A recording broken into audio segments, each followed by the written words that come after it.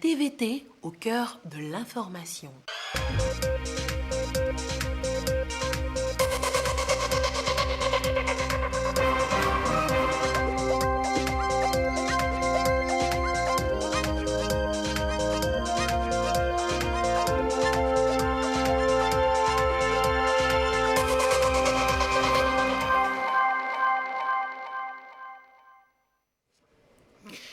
Vous vous en souvenez, en décembre 2020, certains Togolais ont perdu la vie par noyade dans la préfecture de Logou. Eh bien, le chef de l'État-fort Eswazimana Singbe a dépêché une délégation ministérielle pour apporter sa compassion aux familles des victimes. Nous irons ensuite au centre d'enfouissement technique d'Akepe. Des dizaines de tonnes de déchets y sont traités et chaque jour. Ce traitement respecte-t-il les exigences environnementales? Vous le saurez tout à l'heure. Voilà pour le sommaire. Où que vous soyez, vous êtes en direct sur la télévision togolaise. Bonsoir, bienvenue dans cette édition. Des membres du gouvernement à Oku, Nyogu, Lanté, ils sont allés apporter la compassion du chef de l'État-fort Eswazimana Singbe aux familles des victimes du naufrage du 23 décembre 2020, un incident qui a coûté la vie à 6 personnes. Silver Abdou, précision. Ce fleuve débouchant sur le lac Nangbeto sert de traversée pour les habitants de Kouno ou Lanté qui au quotidien l'empruntent pour se rendre dans les villages voisins comme Akpare où ces populations mènent souvent leurs activités commerciales. Le 23 décembre 2020 dernier, la barque les transportant a connu un naufrage, ce qui a entraîné la perte de vies humaines de 6 personnes, dont 2 hommes, 3 femmes et un enfant. Dans ce naufrage, 4 ont pu être sauvés. Parmi eux, ce rescapé qui se souvient encore de ce drame. Ils étaient 10. Et précipitamment, tout le monde voulait rentrer au même moment. Donc ils étaient rentrés tous. Et la petite barque là avait associé un filet qui est constitué de 400 plombs. Déjà, vous voyez que le poids c'est déjà trop. Donc à quelques mètres sur le fleuve, la pirogue a chaviré et lui il s'est débrouillé. Les 10 personnes sont immergées dans l'immédiat. Comme il s'est nagé un peu, il s'est débrouillé pour sortir et faire sortir encore 2 autres personnes. Donc sur 10, 4 étaient sortis. Et sains sauf et les 6 n'ont pas retrouvé vie. À travers ce drame, le gouvernement a été alerté et le chef de l'État a dépêché ce jour des membres du gouvernement pour apporter sa compassion et encouragement aux familles des victimes. Pour le chef de l'État, la vie de chaque Togolais compte. Et il a été très attristé, le gouvernement avec, en apprenant la triste nouvelle. Et il nous dépêche ce jour pour vous transmettre ces mots de compassion. Nous devons être prudents. Il n'y a que cette prudence-là qui peut, pour le moment, nous sauver, puisque nous sommes obligés de traverser le lac pour aller au marché. L'appui s'est traduit par ces enveloppes financières apportées aux familles et qui vont servir de soutenir l'éducation des enfants des victimes. C'est le cas de cet individu qui a perdu lors de ce naufrage la femme de son petit frère lui-même et un enfant. Nous voulons remercier le chef de l'État et les membres du gouvernement pour leur appui et soutien. Nous allons nous occuper des enfants en matière d'éducation, de santé et bien d'autres. Le ministre de la Sécurité, Yak Damram, les a donc appelés à la prudence et au respect des règles de sécurité. Nous allons essayer de voir avec les collègues comment vous trouvez une barque beaucoup plus moderne. Mais en attendant, je vous appelle à la prudence. La prudence, ça évite beaucoup de choses, beaucoup de drames. Peut-être ce jour-là, certains auraient pu accepter d'attendre que la barque fasse un premier tour est revenu les chercher que la pirogue ou la barre ne devait pas chavirer. Tout le monde voulait traverser au même moment.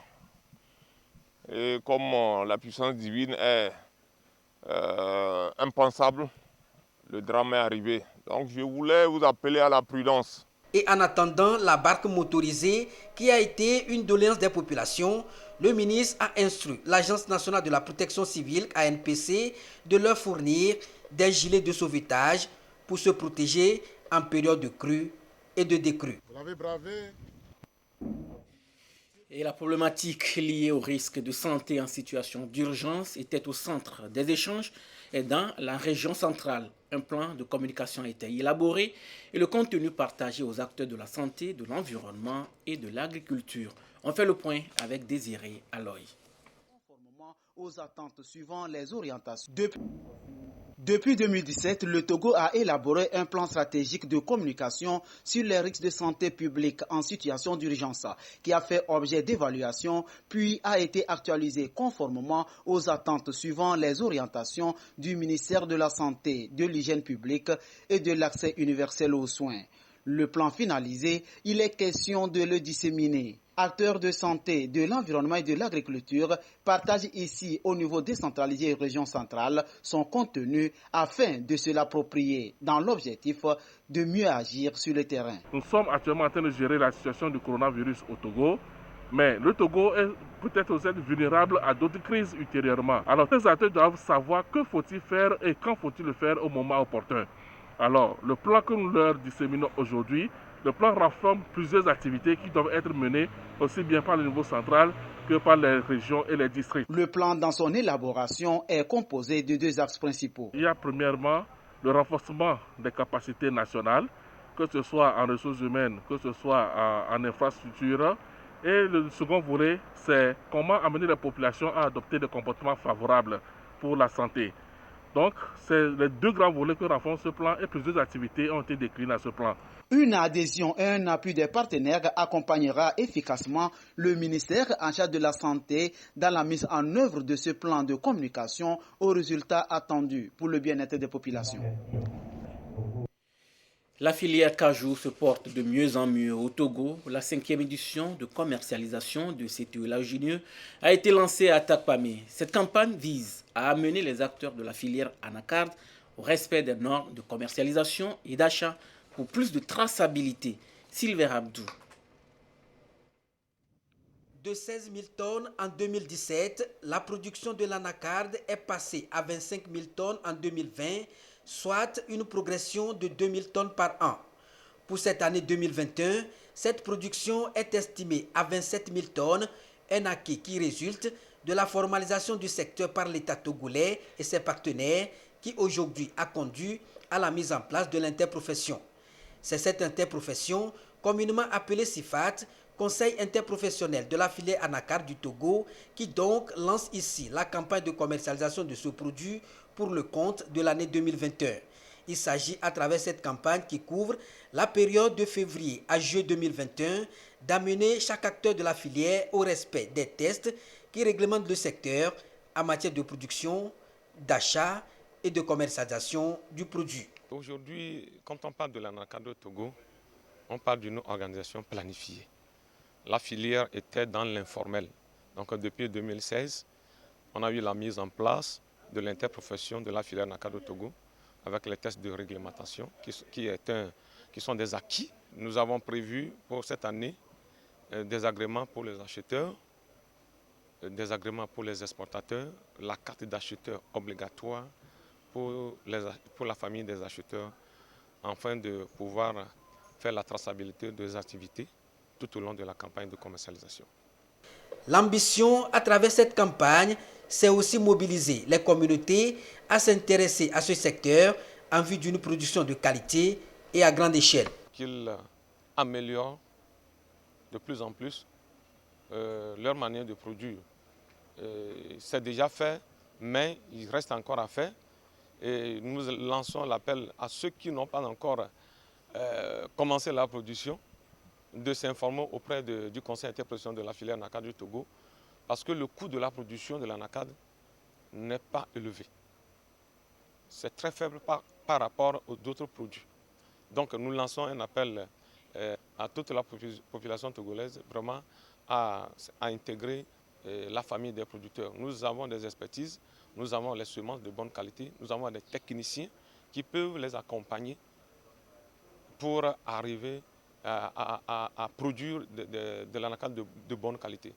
La filière encourage aussi la transformation, une dynamique pour promouvoir la consommation locale des produits de l'anacarde, amandes et pommes de cajou, ainsi que bien d'autres produits dérivés. Un engagement pour soutenir la filière à améliorer et à accroître son potentiel de production.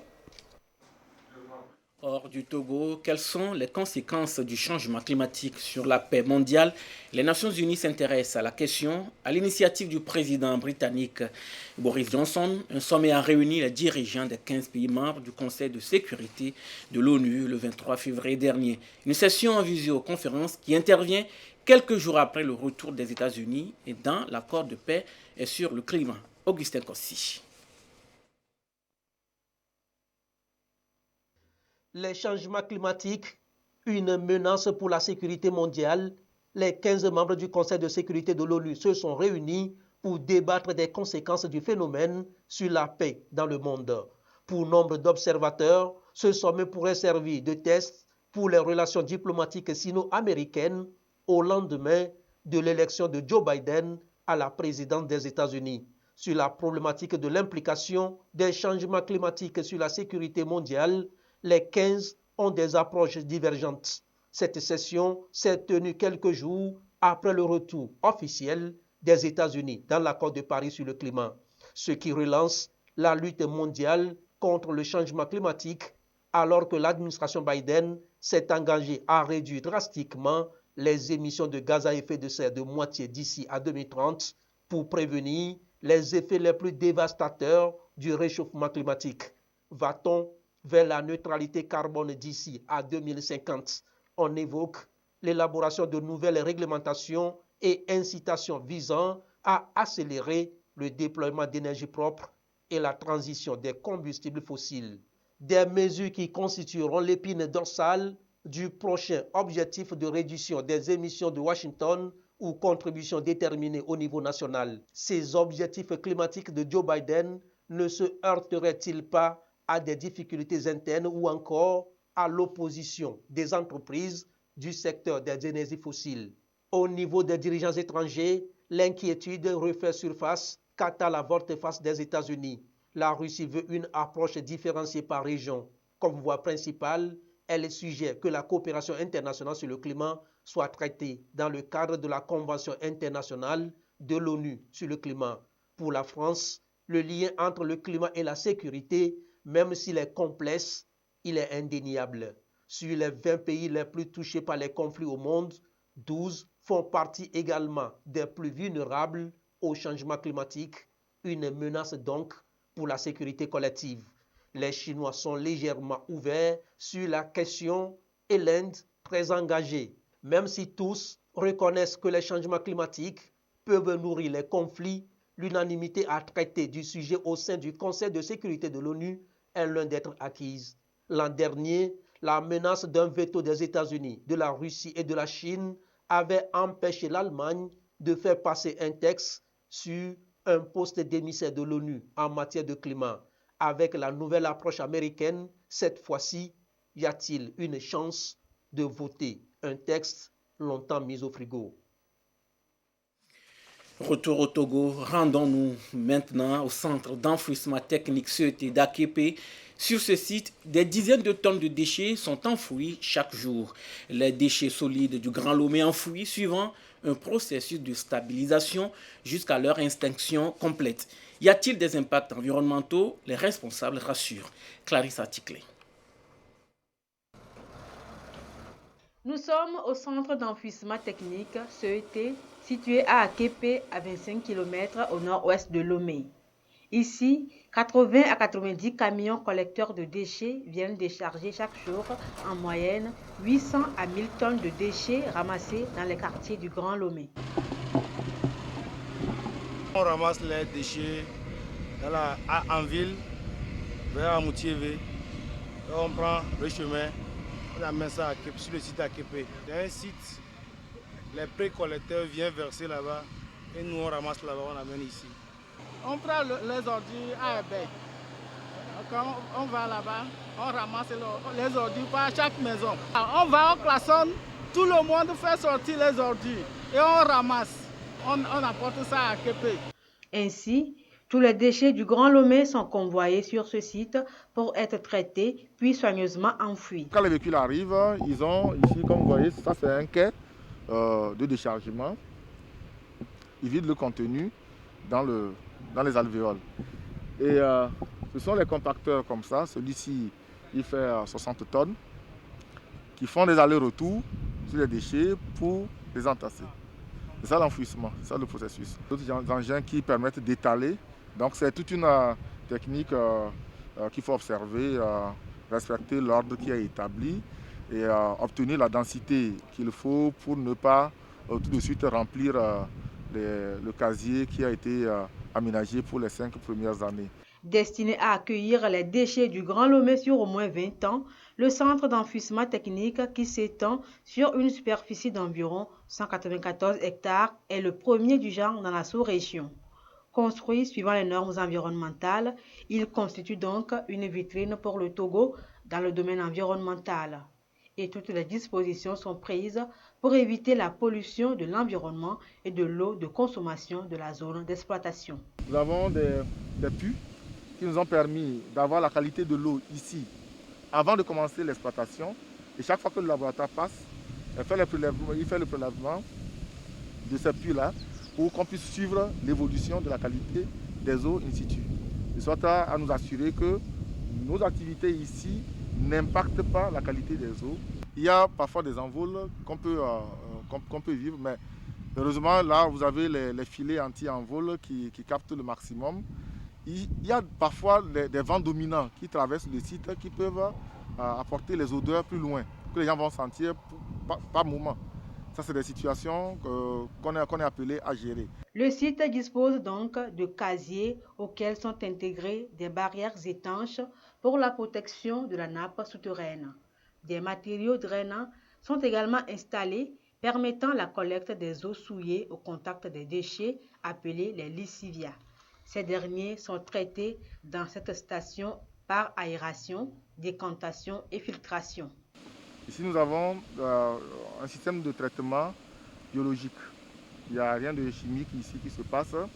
Nous jouons sur le processus naturel de dégradation de la matière. Dans les déchets, il y a les bactéries qui s'occupent normalement de la digestion de toute la partie organique.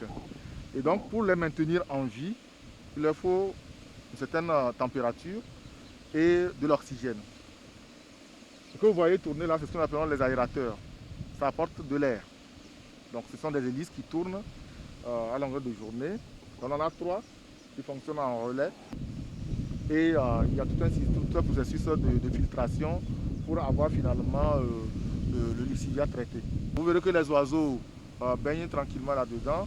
En fait, les oiseaux constituent pour nous également des témoins. Ce sont des indicateurs écologiques. Quand ils sont dans des eaux comme ça, c'est que c'est propre. Quand ce n'est pas bon, ils ne mettent pas leur nez. Après le traitement, les eaux issues des déchets ainsi débarrassés de leur souillure rejoignent le milieu naturel dans le respect des exigences environnementales où elles sont utilisées notamment pour arroser du gazon.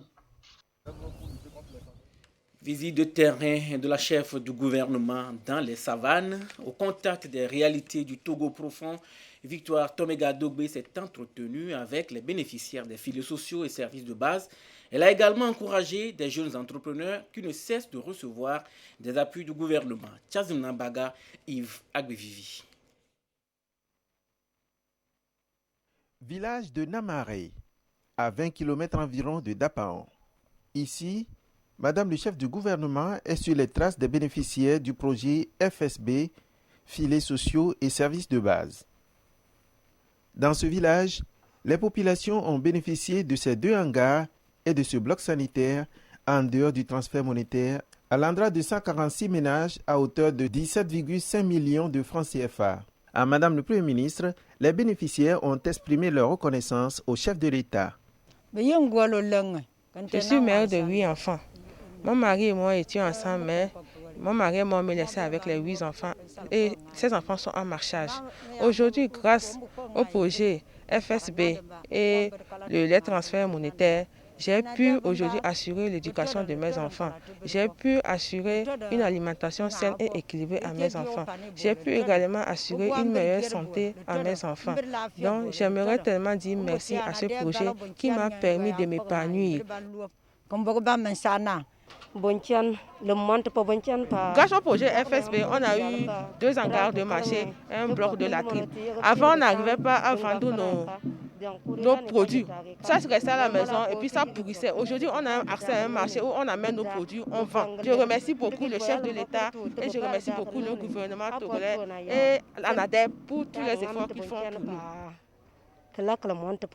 Destiné à assurer aux ménages et aux communautés pauvres ciblées un meilleur accès aux infrastructures de base et aux filets sociaux, le projet FSB a aidé les populations de ce village à mettre en place des activités génératrices de revenus.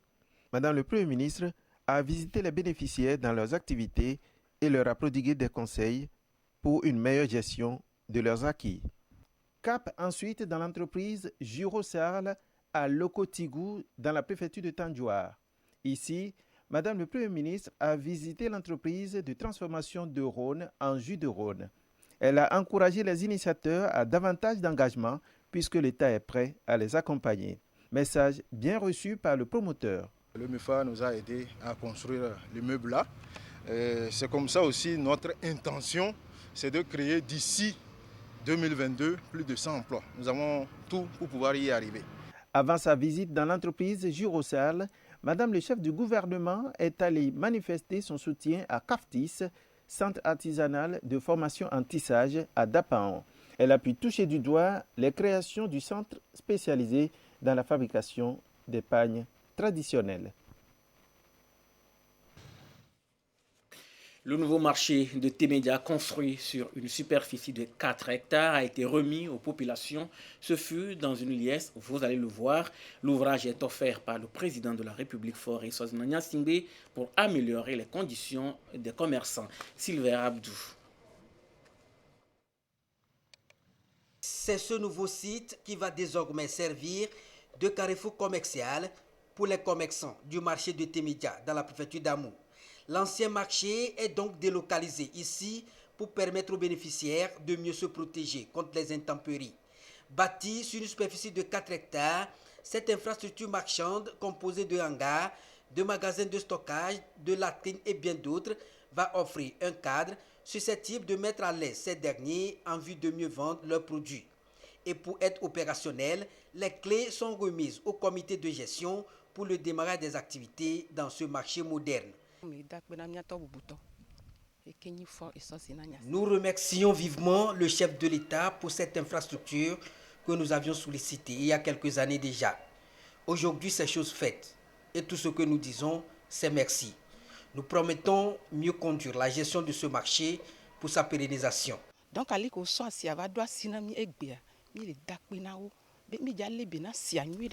Aujourd'hui, nous avons le fruit palpable de cette volonté politique qu'a le chef de l'État. Nous le remercions pour cela. Pour la population, c'est vraiment enthousiaste. C'est vraiment un coup de cœur pour avoir ce joyau qui leur permettra d'être à l'abri des intempéries et d'exercer librement leurs activités génératrices de revenus. L'implantation de cette infrastructure est un engagement du chef de l'État qui entend améliorer le minimum vital commun des populations. Un engagement réalisé dans le contexte du programme de soutien aux micro-projets d'infrastructures communautaires, projet conduit par l'ANADEB pour mieux accompagner la politique de développement des communautés à la base. Nous voudrions saluer l'effort de la communauté qui a piloté de bout en bout avec nous la réalisation de ces ouvrages-là. Donc aujourd'hui, nous restons confiants qu'à partir du moment où ils seront appropriés, ils pourront quand même dégager, quitter l'ancien site et venir ici. Et ils nous l'ont promis aujourd'hui. À partir du 18 mars, ils vont commencer l'animation sur le nouveau site. Et donc nous veillons avec les autorités locales. Nous resterons à leur côté pour pouvoir quand même les amener à venir animer le marché ici. Nous croyons que ça devrait quand même améliorer encore leur économie et aussi booster l'économie locale. Donc nous sommes toujours dans notre rôle de les accompagner à sortir de l'ornière. Plus de 110 millions de francs CFA ont été donc injectés dans la réalisation de l'ouvrage, un financement du programme d'appui aux populations vulnérables PAPV pour contribuer au développement des initiatives locales en vue d'offrir un bien-être social aux populations. Le Togo attend impatiemment ses premières doses de vaccin anti-Covid, la seule issue pour se prémunir du virus. Les membres du conseil scientifique rassurent, vous allez les entendre, le vaccin est notre seul salut. Sonia Menipo. Jusqu'ici, jamais dans l'histoire de l'humanité, un vaccin contre une maladie ou un virus n'a été trouvé en un temps record. À moins d'1 an, le nouveau coronavirus Covid-19 a déjà un vaccin. Une rapidité qui laisserait planer le doute sur la sécurité et l'efficacité de ce remède. Depuis le début de la crise, tout ce que le monde comporte comme chercheurs, comme laboratoires pharmaceutiques de renom, même les États ont investi dans cette course à la recherche des remèdes. Tout ceci a été mobilisé pour essayer de trouver le plus rapidement possible la solution efficace. Et cette solution, dans le cadre d'une maladie due à un virus et qui, de surcroît, un virus fortement transmissible qui s'est transformé donc en un problème de santé publique de portée mondiale, donc une pandémie. Et la solution, c'est le vaccin. Et ce vaccin, il a fait l'objet de cette recherche-là. Les laboratoires l'ont découvert, ils l'ont évalué. Aujourd'hui, les résultats scientifiques sont publiés et on connaît, je dirais, la logique scientifique qui valide l'efficacité de ces vaccins. Et ce sur quoi on ne peut pas lésiner dans ce type de recherche, c'est avant tout la sécurité. Le vaccin contre la Covid-19, certes, sa recherche a été accélérée. Et c'est là où je comprends peut-être des inquiétudes qui sont émises ça et là. Mais je dois vous dire que même si on est allé vite, ce n'est pas qu'on ait brûlé des étapes. Ce que les gens ne savent pas, c'est que le vaccin qui est découvert aujourd'hui, ce n'est pas avec l'apparition de la pandémie de Covid-19 que les recherches ont commencé. Au fur et à mesure que les chercheurs menaient cette recherche-là, à chaque étape, il y a les organes légaux, les organes gouvernementaux qui évaluent à chaque étape ce qui se fait, de telle sorte que finalement le temps qu'on prendrait pour évaluer un tel vaccin a été raccourci parce qu'au final on avait quand même beaucoup d'étapes qui sont validées. Par définition, le vaccin est une substance administrée en prévention par rapport à une maladie pour permettre à l'organisme de produire des défenses qui l'aideront à lutter contre la maladie quand elle arrivera. Si tel est le cas, quel est alors l'intérêt du vaccin contre le Covid-19?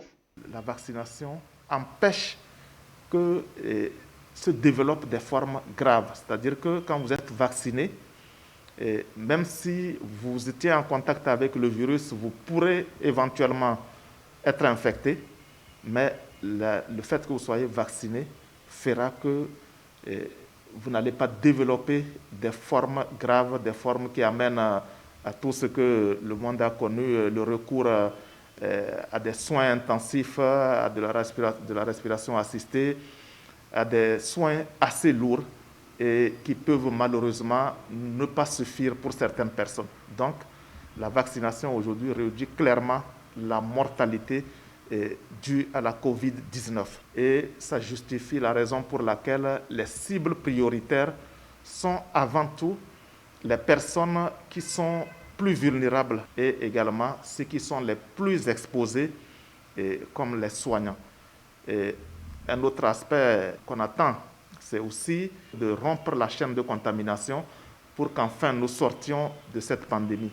Alors que le Togo s'active pour le processus d'acquisition de ces vaccins sur les réseaux sociaux et au sein de la population, les spéculations sur un quelconque vaccin destiné à décimer le continent africain vont bon train. Il circulait récemment une vidéo virale sur un produit qui s'appellerait le Remdesivir au supprimé, qui serait un vaccin spécialement conçu pour l'Afrique contre la Covid et qui en réalité serait destiné à nous décimer. Et vous voyez, cette vidéo-là est complètement fausse, puisque, le Remdesivir n'est pas un vaccin. C'est un des médicaments qui est apparu à un moment donné comme étant efficace pour traiter. Donc, on ne parle pas de la même chose. Et d'ailleurs, les essais qui ont été menés ont finalement conduit l'Organisation mondiale de la santé à déconseiller l'utilisation de ce médicament. Au début de la crise, c'était une des solutions de traitement qu'on a trouvées. Et donc, ce Remdesivir n'est même pas un vaccin. Il est important que nos populations comprennent qu'il y a la Covid-19, il y a les réseaux sociaux, mais il y a aussi ceux qui sont en charge de gérer le système de santé dans notre pays, qui l'ont toujours bien fait et qui ont toujours conduit cette politique sanitaire de notre pays avec pour seul objectif de préserver nos populations de toutes les morbidités liées à la maladie, toutes les fragilisations de notre population liées à la maladie. Et l'objectif, c'est quand même que cette population soit en bonne santé pour contribuer suffisamment à la production de la richesse nationale. Face à cette maladie particulièrement, il est important que nous puissions écouter ce que disent nos autorités sanitaires. Même si l'on trouve le vaccin contre le Covid-19, l'Organisation mondiale de la santé, elle, préconise toujours le respect des mesures barrières.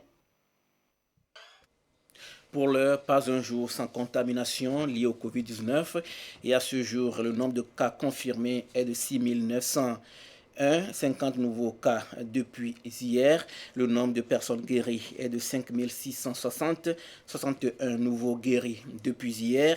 Le nombre de cas actifs est de 1157 et le nombre de décès malheureusement de 84, un nouveau décès depuis hier. Un communiqué du ministre en charge de la Santé, le professeur Moustapha Miji Yawa. Voilà, ce sera tout pour aujourd'hui. Merci de nous avoir suivis. Restez avec nous sur la TVT La Première et gardez toujours le sourire, quoi qu'il arrive. Excellente nuit à tous.